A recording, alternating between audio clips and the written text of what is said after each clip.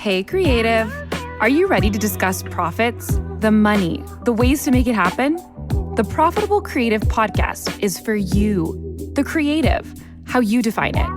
Videographers, photographers, entrepreneurs, marketing agencies, you get it. CEO of Core Group and author Christian Brim interviews industry experts, creative entrepreneurs, and professionals alike who strive to be creative and make money at the same time. Sound like you? Tune in now. It's time for profit. Welcome to another episode of The Profitable Creative, the only place on the interwebs where you will learn how to turn your passion into profit. I am your host, Christian Brim. Special shout out to our one listener in Montclair, California. Sounds like a lovely place. No idea where it is, but thank you for listening. Joining me today, Dawn Farrow of onsale.live. Dawn, welcome to the program. Thank you so much. Thank you for having me. And don't you just love her accent? We were discussing in the green room about me being an Anglophile. I was raised on Monty Python and Doctor Who. It was on our public television here in the States, but that's what I watched. I'm truly a demented person for it too. Anyway, Dawn, tell us about onsale.live. Help me, please. Get me out of yes. It's a wonderful introduction to the English sensibility and our humor, at least. So I enjoy that very much. Well, what can I tell you about onsale.live? We are a business working in the experience economy. The business is actually quite a new one that I set up earlier this year, but it comes with a backdrop of 20 years working in experiences. So I originally, wait for it, was trained as a performer, as a dancer, and now I run major live experiences, and I run huge marketing campaigns for events like Friends or Squid Game. And when I'm not doing that, I run this incredible community called OnSale, which has a Confex and various different networking events. And we are talking to global marketers about how to be part of the experience economy, how to better market your experiences in the experience economy, and ultimately, back to the point of today, how to make more profit. Wow, there is a lot to unpack on there. I want to start by clarifying you don't dance at these events, correct? No, this is let's put a full stop there. Yeah. Okay. All right. So how did you get into how did you get into events? So I spent many years training as a professional performer. That's why I moved to London. And whilst I was in London, I also did a business degree. When I began working in London, I was working for producers. So I worked for Clear Channel, which I appreciate is globally a huge company. And within Clear Channel, I worked in the producer's office. So I was working on musicals like Cats and Starlight Express, and we were touring them across the UK. That's how I then made my way into marketing. I built a very successful marketing agency and then have continued building my profile within experiences. So do you still have the marketing agency separate, or is this the evolution of? Yes. So OnSale is absolutely the evolution of my marketing agency, which, sometimes we talk about having a little luck in business. I actually closed it just 10 days before the pandemic. You knew something. You knew what was going on. This is a conspiracy now, Dawn. What did you know, and when did you know it? I did. Someone in my office did have a really bad cough, but not enough for us to really suspect anything. Wow, that is lucky, especially in that space, because that space turned off for 2 years. Immediately. Even before lockdown, it was the first thing that our then Prime Minister Boris Johnson said: do not go to any theatres. It was the first thing. Sport was still okay. Yeah. But don't. It was don't really hard theatre. for the players to play with masks on. It was just, it was hard to breathe. So what did you do during the pandemic? Right. So I was in a lucky position that, having built a very successful marketing agency, I had extremely good contacts. And I think what is one of the most exciting things about the space that I work in is how entrepreneurial my clients and producers are. And when I say they pivoted, they pivoted. And in that pivot, the great news was that they still needed great marketing and people able to really think about how to reach those audiences in those circumstances. So in many ways, the answer is I kept doing what I was doing. Mm-hmm. But on the flip side, what I actually did was go for the ride with some amazing entrepreneurs over that period. And I'm assuming that greatly influenced your current iteration. Great, yes, that's exactly it. Because what I realized over a period of years is that we have an incredible workforce across the experience economy, and particularly for me, because I have most interest in marketing, comms, sales, an incredible amount of talent that Mm-hmm. is not always brilliantly supported, often lacking in resource and investment, and all of whom work so hard that they never spend time on their own training and their own if you were to ask a marketer in my industry, how would you find 5 new ways to sell more tickets, Mm-hmm. they would creatively come up with things. But what they wouldn't be able to do is say, well, I would look to the attractions industry where they do this, and then I would take that idea and then I would bring it back, and then I would implement that, and I would create iterations of it. And On Sale Live does exactly that. And so every year in May, the whole global experience economy of marketers come together, and is exactly what we learn from one another. Now, is that that's a stupid question, but is it a live event? It's our live event. So what happens every May is that, this May it will be 250 with 50 speakers. We all get together in King's Cross. We have a whole building that we take over, and we have several different zones, including a main stage and networking. But crucially, we also have career and well-being zones, and we gift free one-to-one coaching, because in a world that demands a huge amount of us as a workforce generally, I think what I have seen is not enough investment in well-being and how to almost be like the athlete in your craft, and what we need to do to really look after ourselves. So, okay, this is brilliant. See, I used a good British word there. This is brilliant. Um, I I am I'm kind of fascinated by the whole live event because I think about how much money when you talk about global or even national, you know, events. I think if you go back maybe 30 years ago, it was yeah, it was uh, primarily trade shows, right? Like so, people in an industry would show up and share all kinds of things and display all kinds of things and sell all kinds of things. It was kind of like a live marketplace, right? Um, but it has evolved. But what I'm shocked at is how much money those events made. Like Sheldon Adelson, with the big consumer trade show, made millions and then ended up, you know, creating the Venetian, and like that was the nexus of his wealth, was the convention business, right? Um, do you see a return? And then it evolved, and like there still are those things, but do you see people can still make that kind of money in those live events? My short answer is yes. Okay. My more detailed response is perhaps more detailed to say that the experience economy in the UK is valued at 134 billion, just in this small island.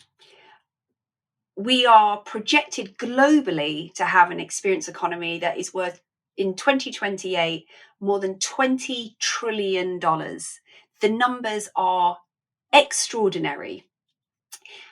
Now, what I see are major investors coming into the market. So we used to have quite a, not rough and ready, but certainly a little bit more spit and somebody's dust. What's the phrase? I don't know. This is spit and sawdust. There we go. Okay.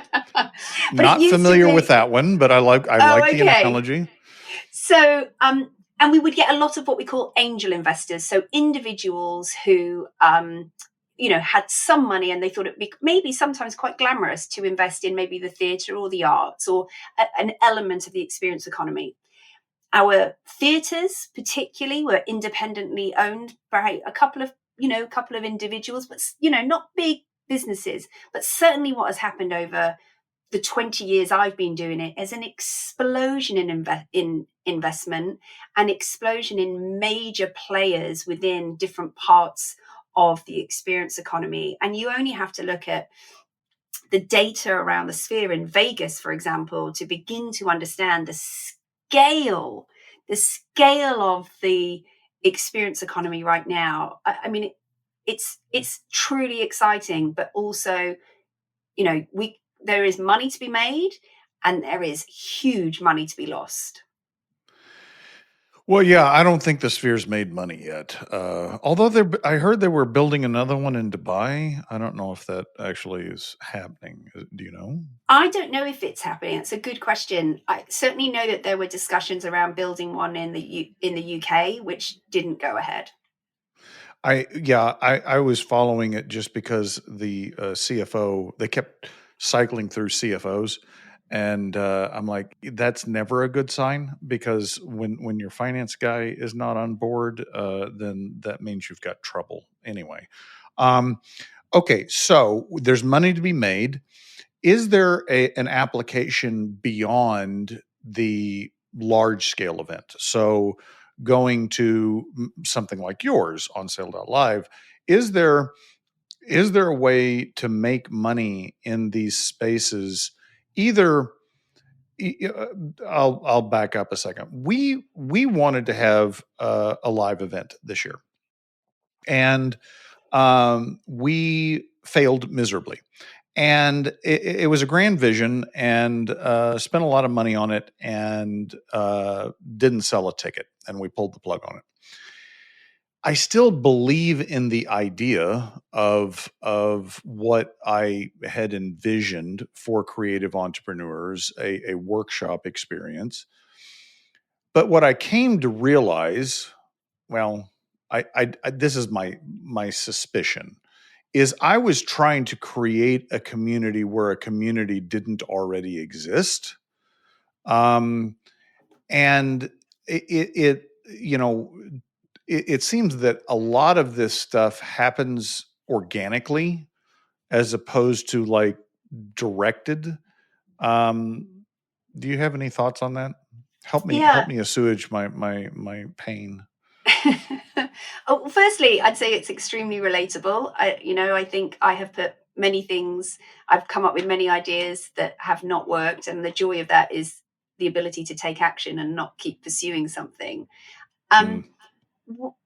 What I have come to realize about On Sale Live and the community that I've built is that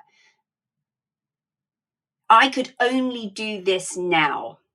There has been changes in economic circumstances that has created a pool of pressure that has never been experienced before in my area of business. And with that immense pressure comes a huge amount of people seeking answers. So we are no longer in a marketplace where you put something on sale and it just sells itself.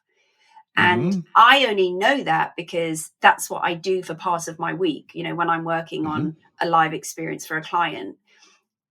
So I was able to take my literal day-to-day experience and call, and actually I called a few friends and colleagues in the industry and said, this is what's happening to, like, do you also feel like that? Like, where do you sit on it?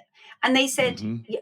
yes. Now, I also, when I was talking about the concept of On Sale Live, spoke with many people I look up to in the industry who were really clear with me and said, people will not come and share.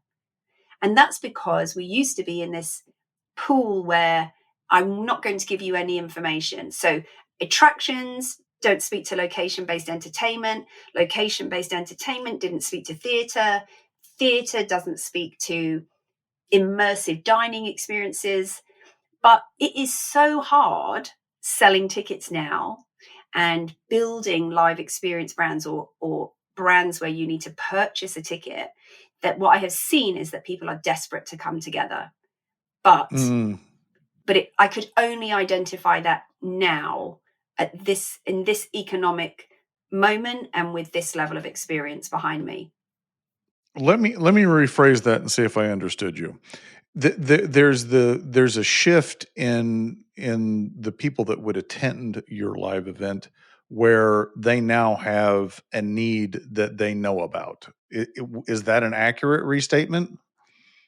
I think that's very fair. There is a pain point Yeah. that, even if it did exist before, has taken a period of time to acknowledge. Yeah, yes. I was rereading Extreme Revenue Growth by Victor Ching. He was a Silicon Valley investor. Did I have it? Investor? Yeah, okay. Um, but he talks about fundamentals for revenue growth, and it seems so pedantic when you read it, but it's like, no, that it's simple. It's not easy. And the first aspect is that there is a customer that has a need and they know about it, right? Yeah, And so oftentimes I think as entrepreneurs we see the need way before the customer sees the need. Yeah, and until they see the need, you can't sell them because they don't perceive it, they don't understand it. And if you're trying to sell them on the need before you sell them on your solution, you're way behind the power curve there. I think what I see, not specifically in your industry, but like generally, I think technology and the we're more connected than we ever have been in human history, but we are more alone than we ever have been in human history, right? These two things at the same time.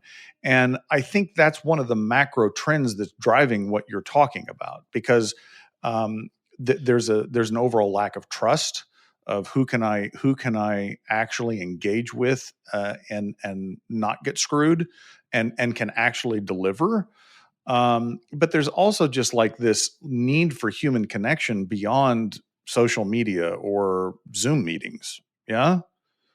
absolutely. And it's why we see some of our, a great example, Claude AI Mm-hmm. obviously lives on our computers.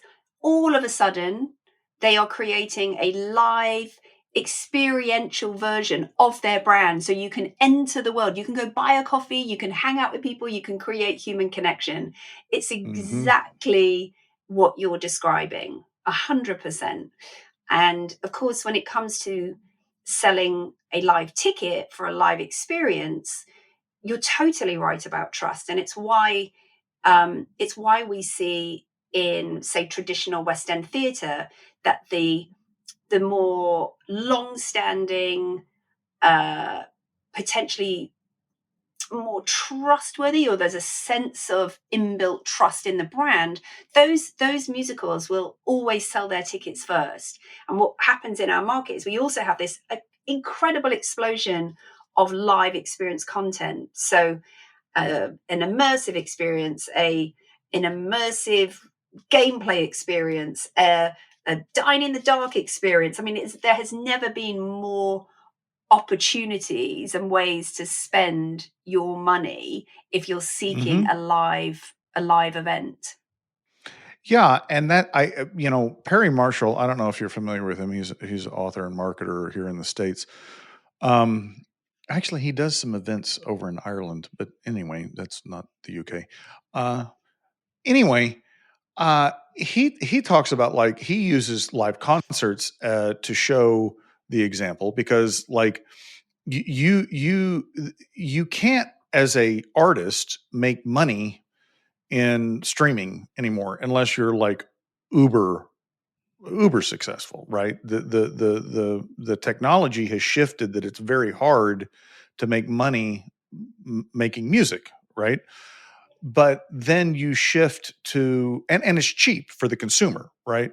um, but you shift that and go to the other extreme, where the live event, where U2 sells out at the Sphere, and who was the gig that they did like 5 shows in a row, but they were all different. Anyway, it was some group. I'll think of it in a second. Was it There, Backstreet Boys? no, at the Sphere. Oh, yeah. I'll think of it anyway. Anyway, But the point was that these artists can make millions doing the live events that they couldn't. Now, obviously, they've got to be popular enough to draw the crowd, but the point was that they can charge so much more for a live event than selling an album, so to speak. that's exactly it. And the fundamentals of live experience are about community. And so that principle for our major bands and artists is, you're totally right. And it translates right down to the bottom of the funnel.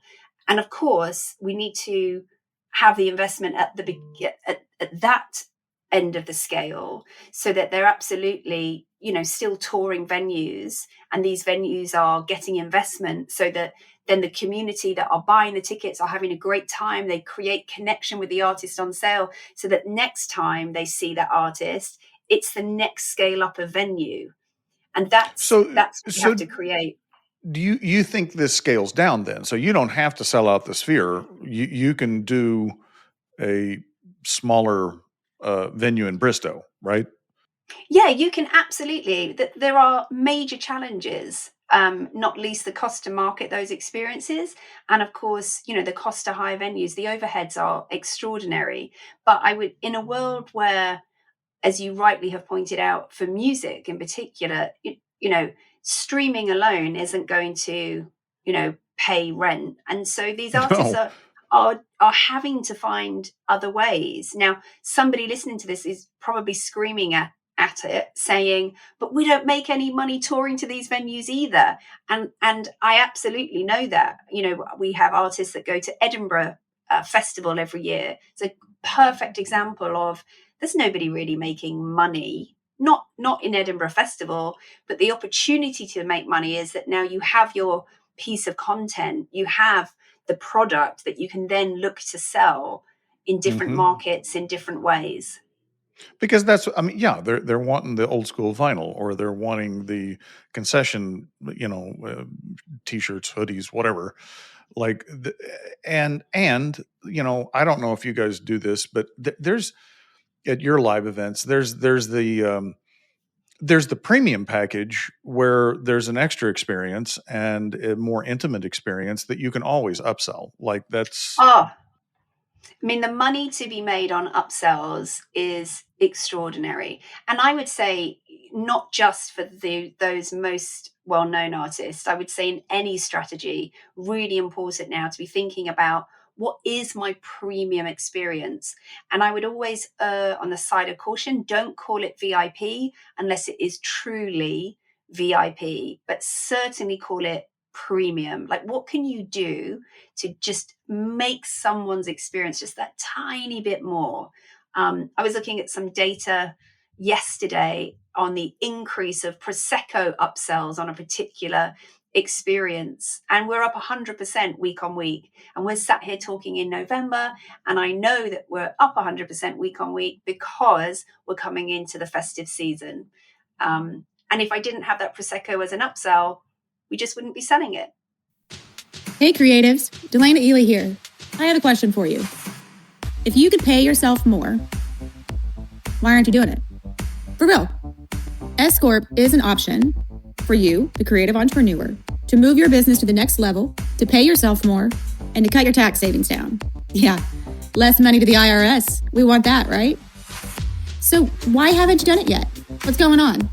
The reality is you probably have 50,000 questions in your brain. You don't know which way is up and down, and you're still too busy to do all those things, plus also create, right?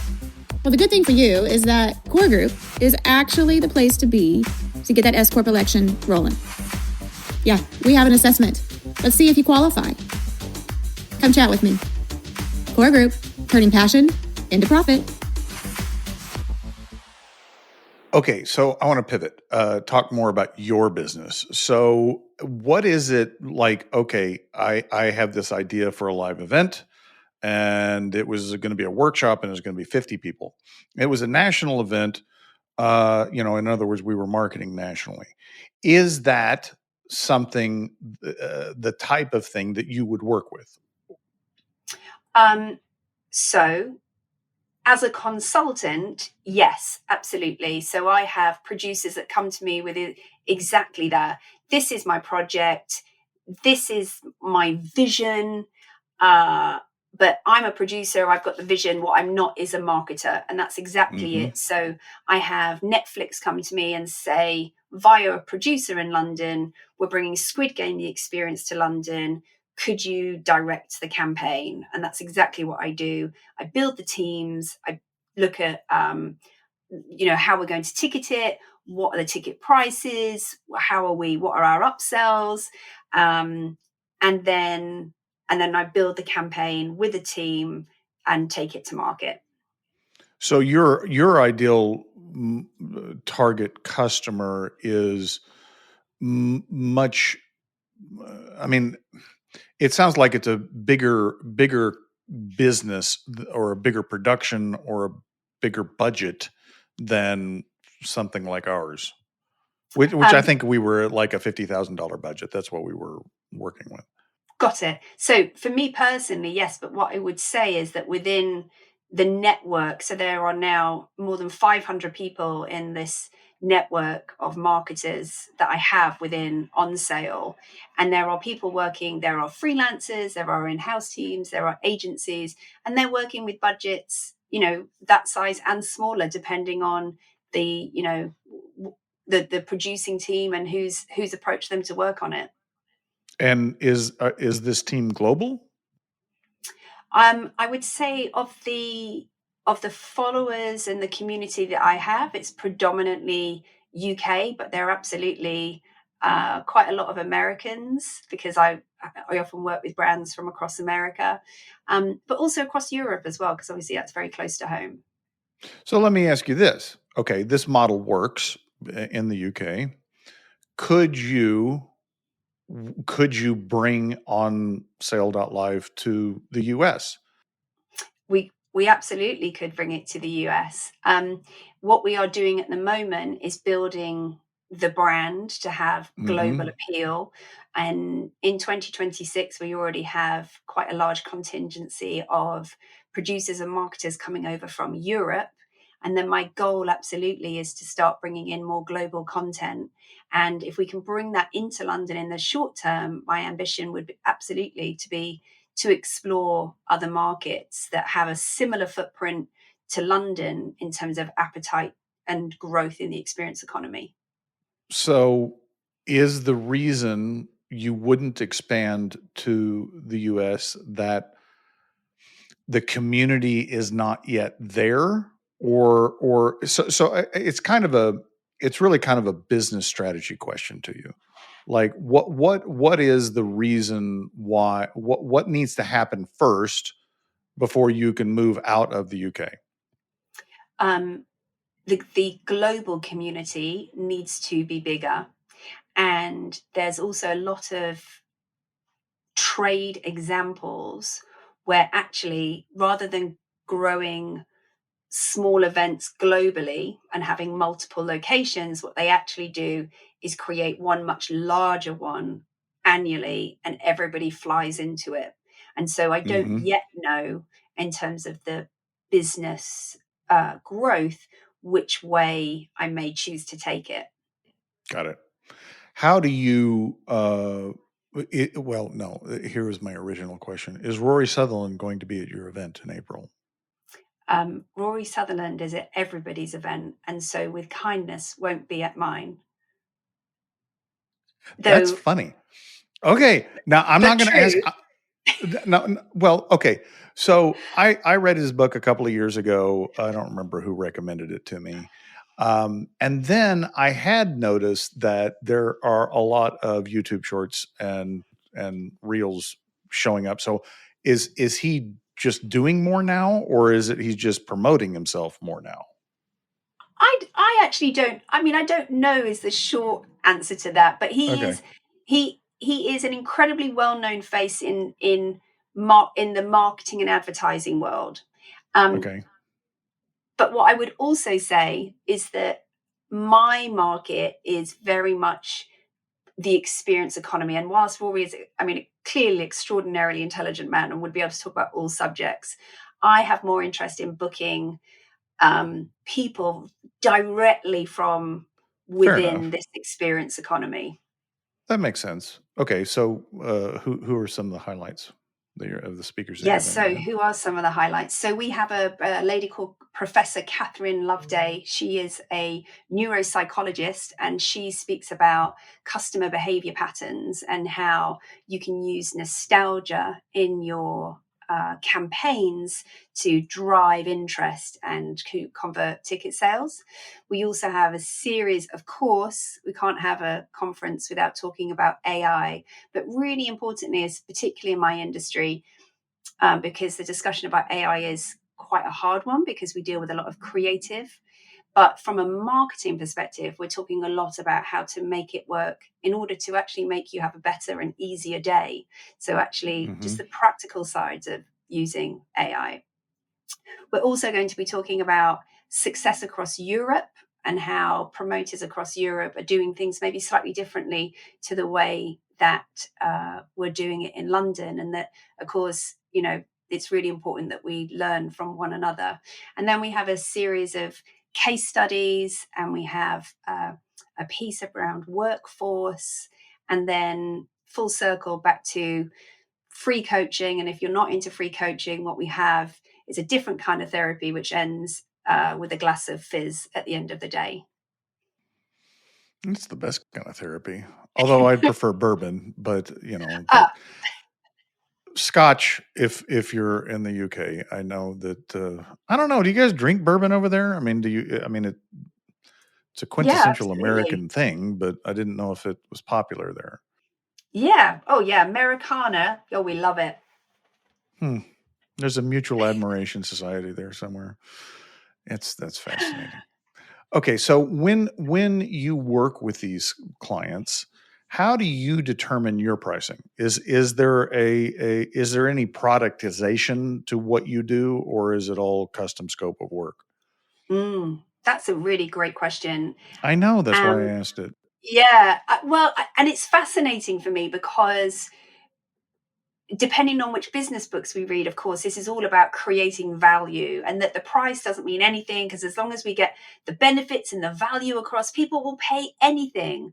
But I would counter that by saying that we are living in very different economic times in an extraordinarily busy market. And when you're working with live experiences, you're very rarely working with a single ticket price.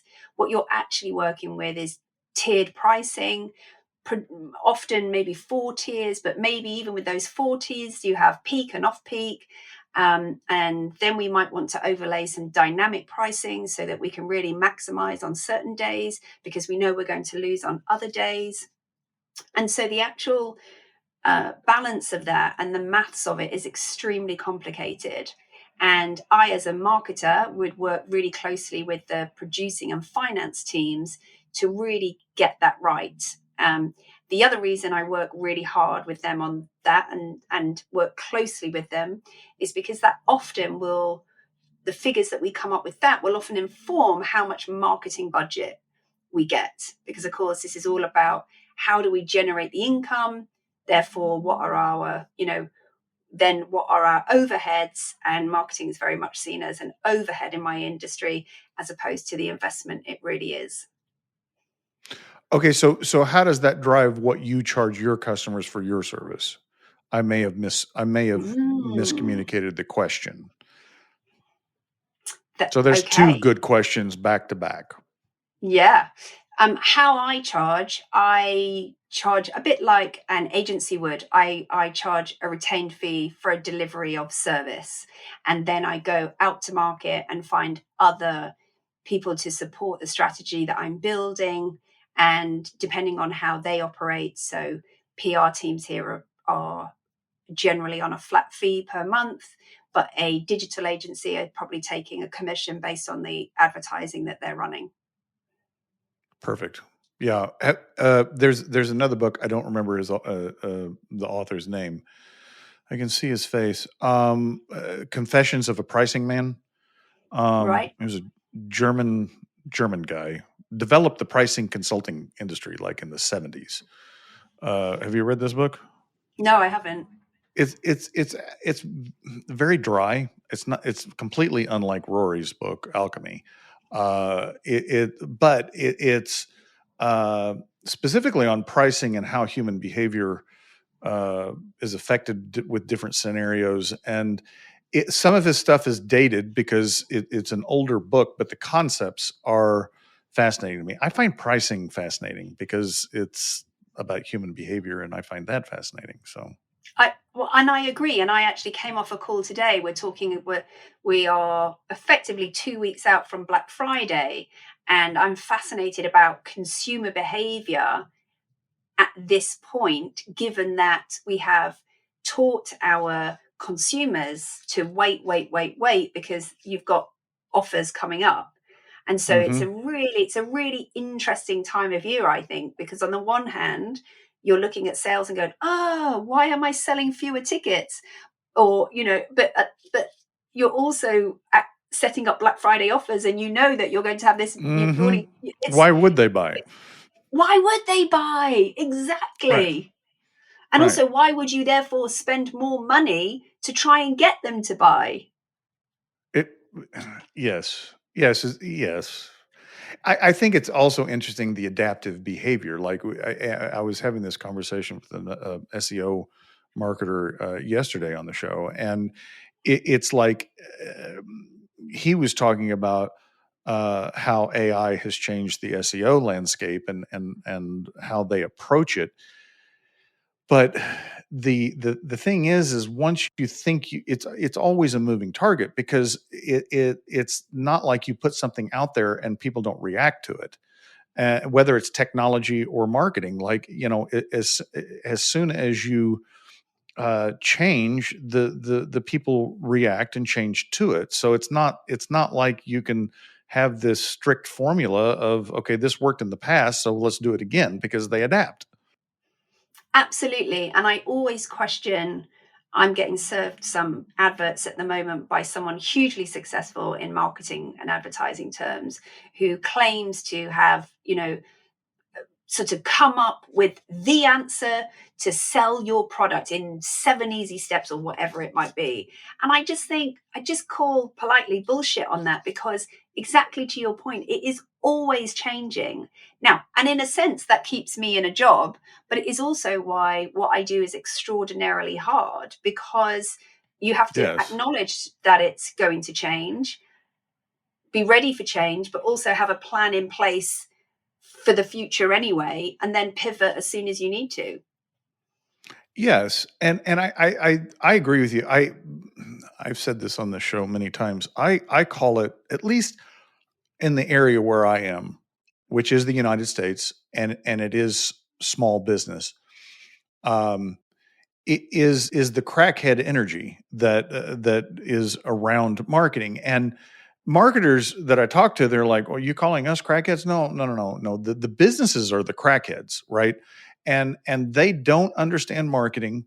They're pitched constantly for services around marketing, And they're like the crackhead, which they're looking for that quick high, that quick fix. And that might be visits to the website. It might be some conversion metric. Like they're looking for something to say, I got that dopamine fix from the crack. Yeah. But what they don't understand is that's not a long-term solution, right? The basics of marketing have, modern marketing have not changed in 75 years. I mean, it's target customer, it's messaging, it's channels. Like there's nothing else to it. And I'm not a marketing expert, but like, but to the point is, just because the principles haven't changed doesn't mean the execution has not radically changed and will continue to change and is unpredictable by nature because you're dealing with humans. Absolutely. Absolutely. As we would say, there's now as queer as folk. Oh, I like that. Dawn, I'm very curious how to find out how to attend online on sale.live if listeners want to, or if I want to. Great. So you would go to literally onsale.live, and you'll find all the information there. If you would like to, you would also be able to sign up and you can receive free marketing tips every week. We also have free webinars. So sign up to the newsletter, because we give away a lot for free, because this is all about building resource, building networks, building learning. And if you would like to learn more about me, then you would go to Dawn. Well, that was my next question. Oh, you didn't let me ask the question. Okay. And if I wanted to work with you, Dawn? All right, now you can say it. So I'm so pleased you've asked. You would go to dawnfarrow.com. Listeners, we'll have those links in the show notes. If you like what you've heard, please rate the podcast, share the podcast, subscribe to the podcast. If you don't like what you heard, and I don't understand why you wouldn't, shoot us a message and let us know what you'd like to hear, and we'll get rid of Dawn. Until next time, ta-ta for now.